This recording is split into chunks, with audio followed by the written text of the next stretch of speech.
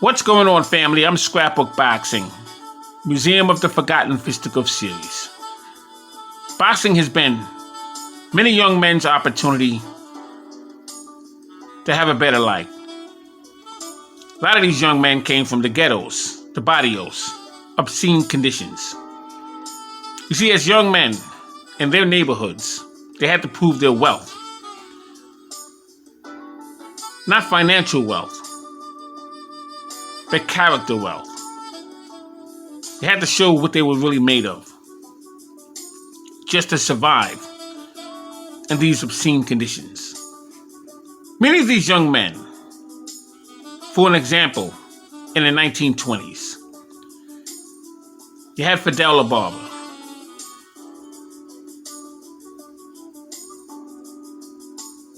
You had Jackie Fields, Barney Ross, Jimmy the Babyface Assassin.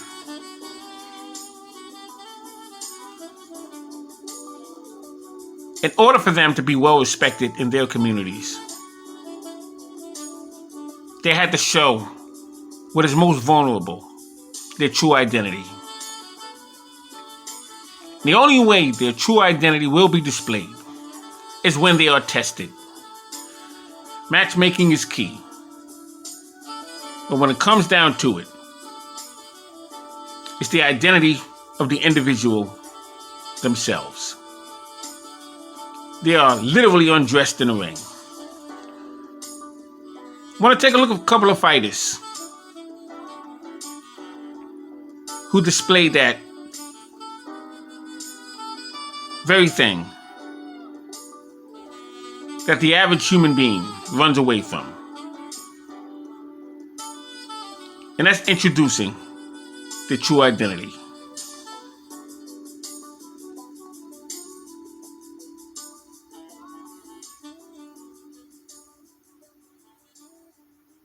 Now, the man you're looking at here, Jackie Fields, I had the pleasure of meeting him. He would move out to Las Vegas, Nevada. Shared many stories and memories with me. He told me about a fighter by the name of Jimin Mclaren, who was known as the Babyface Assassin. Now, in speaking with Jimin Mclaren, he told me about the humble beginnings, told me about the tough childhood.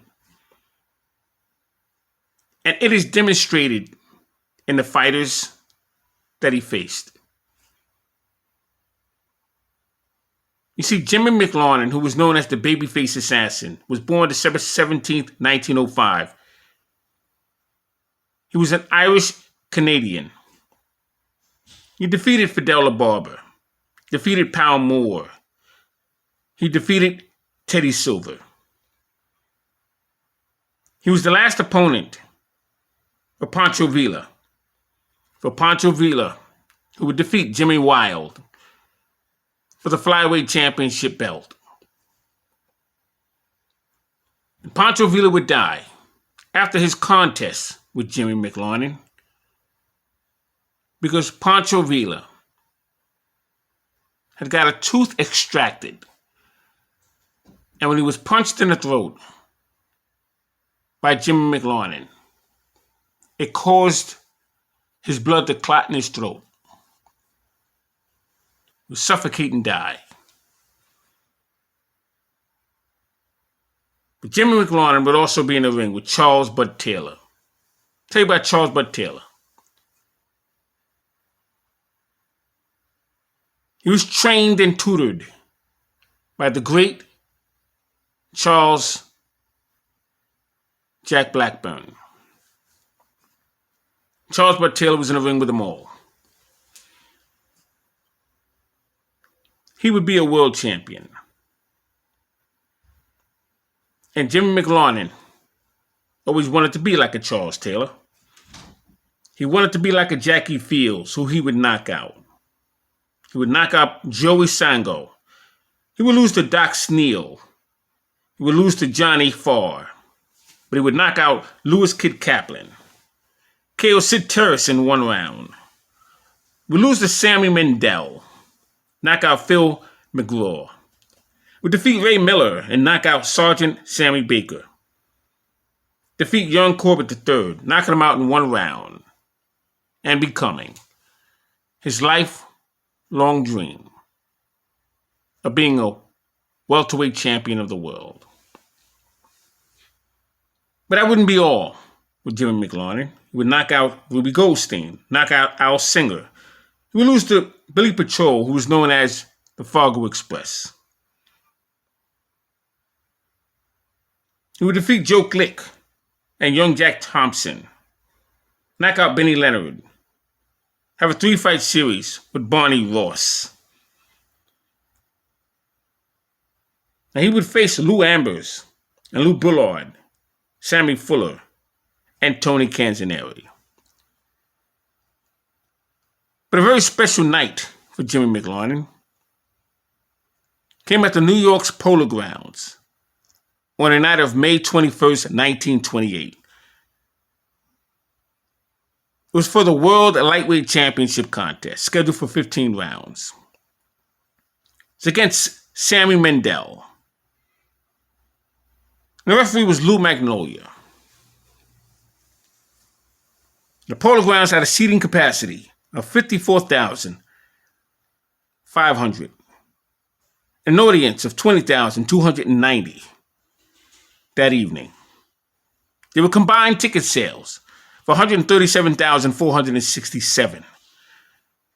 It was a rain delay, postponed from Thursday, May 17th to Monday, May 21st, 1928. Mendel was a betting favorite, 7-5 odds, 1-3 that there would be a knockout. Mendel was managed by Eddie Keene.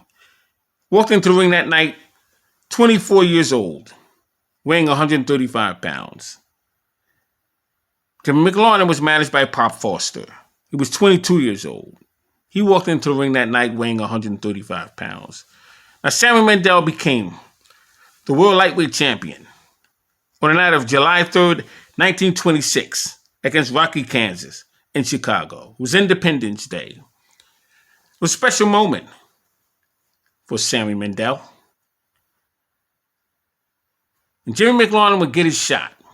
He would come up short. Sammy Mendel would hold on to his title. But what would show the true testament and character of Jimin Mclaren?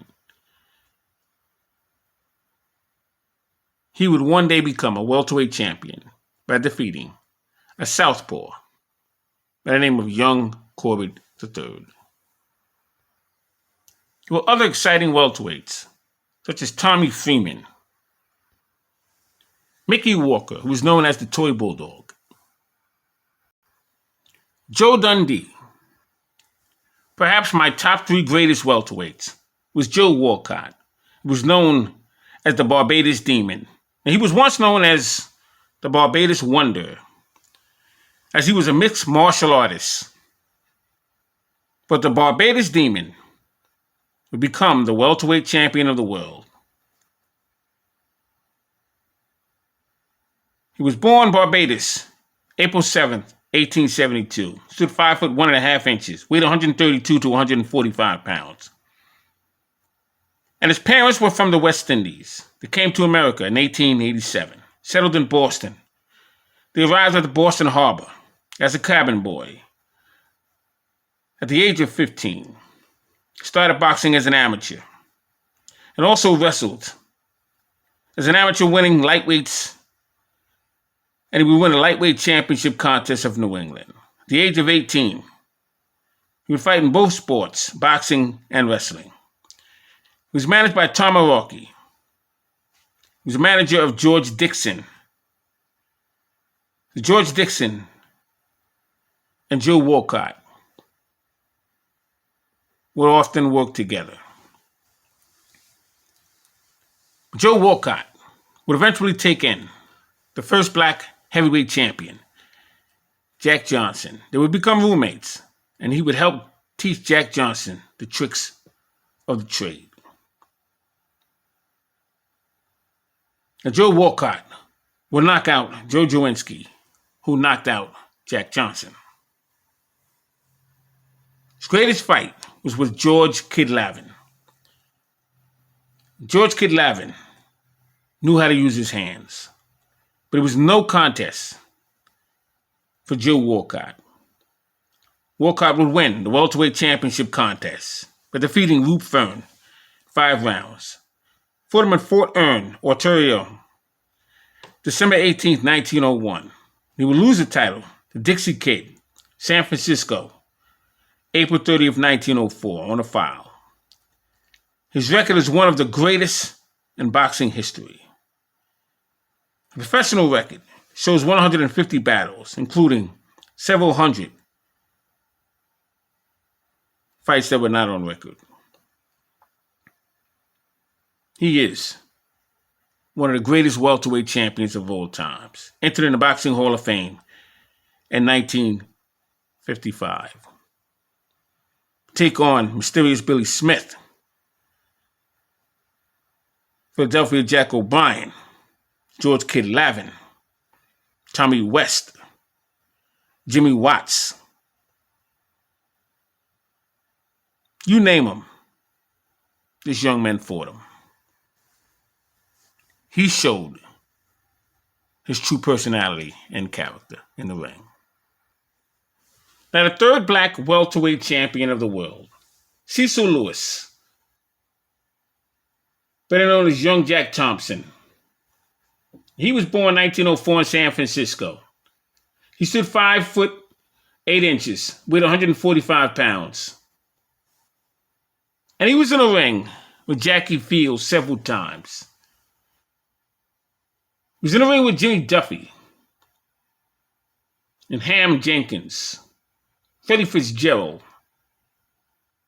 and Billy Wells. Took on Babe Anderson and Tommy Freeman. He would knock out Tommy Freeman 12 rounds, April 14th, 1931. And he would win a welterweight championship crown. He would lose it to Lou Bullard, October 23rd, 1931, in Boston, Massachusetts. Lose on a decision in 15 rounds. But Young Jack Thompson had his day. He would die in Los Angeles, April 9th, 1946. He was the third black welterweight champion in boxing history. And his name was Young Jack Thompson. Now, we talked about Sammy Mendel. He was in the ring with Jimin Mclaren. Sammy Mendel was born February 5th, 1904 in Rockford, Illinois. He was an Italian Albanian American. He fought from 1920 to 1934. You see, December 17th, 1923, he drew 10 rounds with Sid Terrace. January 11th, 1924, he would draw 15 rounds in New York with Jack Bernstein. He had a no-decision contest over Johnny Dundee. Johnny Dundee was known as the Scotch Wop. He would defeat Billy Wallace and Dick Hope, as well as Sid Terrace. Lose to Jimmy Goodwrench. Had a no-decision contest with Solly Seaman twice. He would draw with Phil McGraw twice, have a no-decision contest with Jackie Fields. No decision with Billy the Fargo Express Patrol. Would lose by knockout to Tony Kansaneri. But he would defeat a fighter by the name of Louis Vincentini. Have a draw with Manuel Quintero. A draw with Tommy Grogan. And he would defeat Herman Pedlick. He was a twin brother. He was stopped by Al Singer. No decision contest by Spud Meyer. Would lose to Louis Kid Kaplan, as well as Todd Morgan. These are all Hollywood and Hall of Fame champions and contenders. Sammy Mendel would be knocked out by a fighter named Al Singer in 1 round. Then Al Singer would be knocked out by Tony Kansaneri 6 months later in 1 round. Sammy Mendel fought them all. He was worthy of this conversation because he showed his true character and personality. What a fighter Sammy Mendel was. Now, Barney Ross was born December 23rd, 1909 in New York. He was 5 years of age when he was relocated with his family to Chicago. He was a Jewish young man, weighed 145 pounds, stood 5 foot 7 inches. And he started boxing in 1929. He would become a world champion by defeating Jimin Mclaren, had a 3-fight series with him. But he'd also take on fighters such as Billy Patrol and Tony Kansaneri, Johnny Farr, and Sammy Fuller. Took on Bobby Poncho and Pete Nebo, Frankie Click, and Henry Woods. He fought Seferino Garcia and lost his welterweight championship crown to Henry Armstrong in 1938 at the New York's Madison Square Garden Bowl. The thing about Barney Ross, he showed his true character because Henry Armstrong carried him for 15 rounds. Could have knocked him out when he was good and ready to. Barney Ross told his manager, "If you throw in the towel, I'll never speak to you again." Although badly mauled, but he showed what a true fighter was made of. Shout out to a former world champion, Barney Ross. Now, Tony Kansaneri was born November 6, 1908 in New Orleans, Louisiana. He was an Italian-American who weighed 122 to 126 pounds, stood 5 foot 5 inches, and he was managed by Sam Goldman. Now, Tony Kansaneri fought the greats, the who's of who's. Joey Mack, and a fighter by the name of Enrique Salvadito, Joe Ryder, and Johnny Green, California Joe Lynch, and Charles Bud Taylor, Harold Smith, and California Joe Lynch, Eddie Anderson, Pete Saramento, Joe Rivers, and Johnny Dundee. He was in the ring with Tommy Ryan and Benny Bass, Claude Wilson, and Bobby Garcia, Harry Blitman, and Chick Suggs. He was in the ring with Barney Ross, Lou Ambers. You name him, he was in the ring with them. He faced Frankie Click and Kid Chocolate. I would have loved to have seen him fight Jimin Mclarnon and Henry Armstrong. What a great fighter Tony Kansaneri was. He showed his true personality in the ring. He's a worthy Hall of Famer.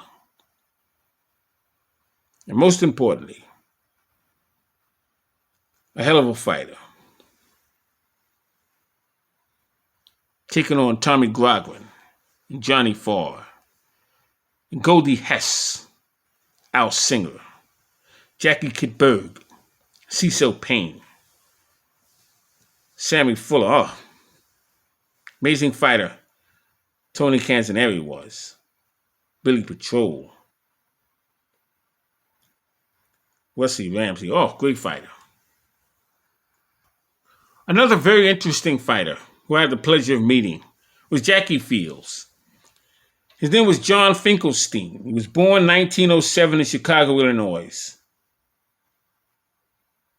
And he weighed 130 to 145 pounds, stood 5 foot 7.5 inches. He was in the ring with ring greats such as Young Brown,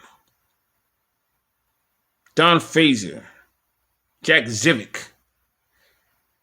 He was in the ring with young Jack Thompson, Mike Ellis. I remember him fighting a fighter by the name of Dummy Moorhan. He was in the ring with William Gorilla Jones and Vince Dundee, as well as Joe Dundee, Sergeant Sammy Baker, Mushy Callahan, Louis Kid Kaplan, Sammy Mendel. Oh, what a fighter this man was.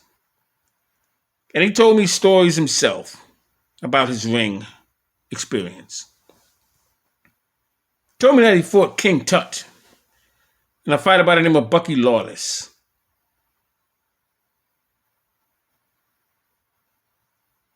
When you look at fighters like Jackie Fields, and you look at the time they came, what was going on during that time, the amount of fighters, the amount of ring, the amount of gyms, what kind of depression he was under, what the laws were like during their time. You'll admire them because of what they had to deal with and what they have had to overcome. Jackie Fields, John Finkelstein, he was a welterweight champion multiple times. Showed his true character and personality in the ring. It is boxing legends like Henry Armstrong, who was born December 12, 1912 in St. Louis, Missouri. He would become a 3-weight division champion. I had the pleasure of speaking with Henry Armstrong. Henry Armstrong had defeated Petey Cerrone October 29, 1937 for the featherweight championship belt. He would become the 4th black welterweight champion in boxing history and the 3rd black fighter to win a title in New York's Madison Square Garden. He would hold that welterweight championship crown 19 times, as he defended it 19 times. He would take that title from Barney Ross, the New York Madison Square Garden Bowl. He would face Ray Robinson, Sammy Mendel, Joey Brown, and Chalky Wright, Baby Arizmenzi, Lou Feldman. He was in the ring with Bobby Poncho and Lou Ambers, Jimmy Garrison, Fritzy Zivic, Phil Furr, Paul Jr., Pedro Martinez, and Bo Jack, just to name a few. What a fighter Henry Armstrong was. He showed his true personality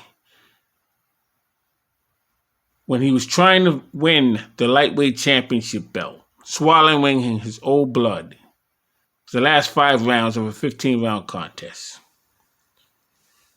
Took a lot of determination to do that, especially after you moved down from the welterweight division. Henry Armstrong had the shadow box as he got dressed, and mop rooms, a room with brooms and mops, because he, as a black fighter at that time, was not allowed in certain venues to change in the dressing room. But he would overcome that with his 2 fists, making him my number 4 greatest fighter of all times. Shout out to Henry Armstrong. Many other ring greats, such as Chicago's Ever Hammer, a dynamic lightweight. Jack Dillon from Indianapolis, a very underrated light heavyweight champion. A young man out of Brooklyn, New York. His name was Rocky Graziano. He would become a middleweight champion of the world, 1947, when he stopped Tony Zale.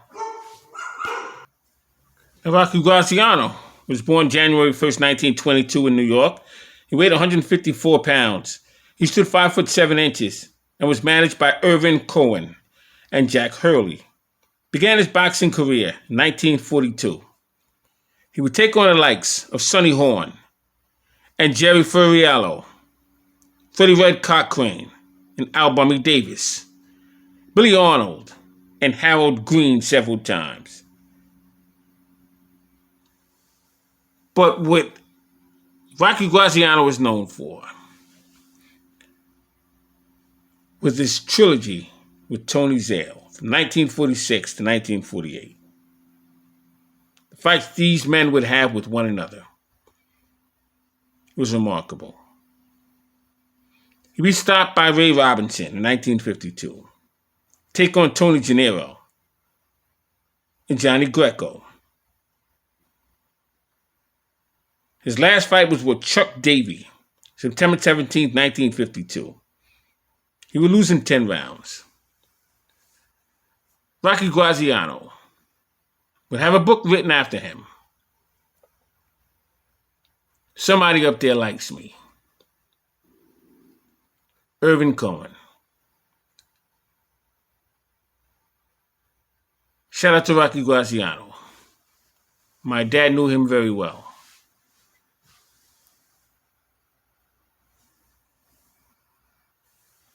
Tough fighters such as Tony Gennaro was in the ring with Rocky Graziano, as well as Jake LaMotta and many others. He was what they called a pretty boy. He could box very well. Tony Gennaro would train with many others in Stillman's gym. But he was a tough fighter. Now you want to talk about a true icon, man who showed his personality in the ring. Johnny Bratton, better known as the Honey Boy, born September 9th, 1927 in Little Rock, Arkansas. He would wind up in Chicago. He weighed 147 pounds, stood 5 foot 10 inches, and he was managed by Harold Frazier. You see why I consider him one of the toughest fighters? Because he fought 9 rounds with a broken jaw, facing Ike Williams, and the same amount of rounds with a broken jaw facing Kid Gavilan in his next fight. He fought Charlie Fusari, 1951, May 14th to be exact, for the vacant NBA welterweight championship title, 15 rounds. He would defeat Charlie Fusari, and he would become the NBA welterweight champion. He would lose that title to Kid Gavilan, May 18th, 1951. As I stated, he suffered a broken jaw in the second round and fought on. He would take on Ralph Zanelli and Joe Maselli, Ralph Tiger Jones, and Bobby Jones. Danny Bang Bang Wapner. What a fighter he was. He was known as the Honey Boy out of Chicago. He was sparred many times in Stillman's gym, as my dad would stand there and watch him, hit the heavy bag, and told me he was a stylist. He could fight. He had brittle hands and a brittle jaw. I'm Scrapbook Boxing, Museum of the Forgotten Fisticuff series. All great fights and all great fighters will never be forgotten on my channel. It takes a special person to step into that square circle, but only the strong survive, and those who have the most will become champion. Thanks for watching.